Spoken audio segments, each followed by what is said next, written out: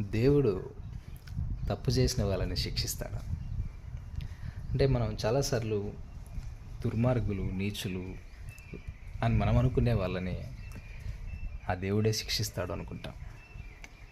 మరి నిజంగా ఆ దేవుడు శిక్షిస్తాడా అని ఆలోచించినప్పుడు నాకేం అర్థమైందంటే, అసలు ఈ ప్రపంచంలో ఎవరిని శిక్షించాల్సిన అవసరం దేవునికి లేదు. అంటే నీలో దేవుణ్ణి నువ్వు వెతుక్కునే కొద్దీ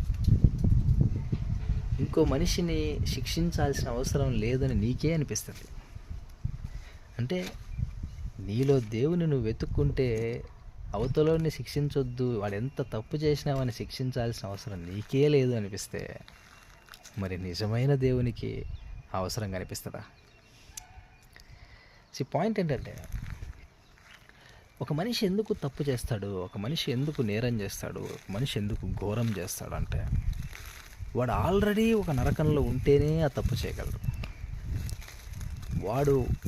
వాడు అంతులేని వేదన అనుభవిస్తుంటేనే ఒక నేరం, ఒక ఘోరం చేయగలడు. ఆ తప్పు చేసిన తర్వాత అంతకు మించిన వాడు నరకం ఇంకా అనుభవిస్తాడు. ఎటొచ్చి నరకంలోనే ఉన్న నిన్ను మళ్ళీ దేవుడు ఎందుకు శిక్షించాలి ప్రత్యేకంగా? ఒకవేళ తప్పు చేసిన వాళ్ళని, నేరం చేసిన వాళ్ళని, ఘోరం చేసిన వాళ్ళని దేవుడు శిక్షిస్తాడనేది నిజమైతే, నువ్వు చేసిన తప్పుకు నిన్ను శిక్షించేది కూడా నువ్వే ఆ దేవుడు. That's what it is guys.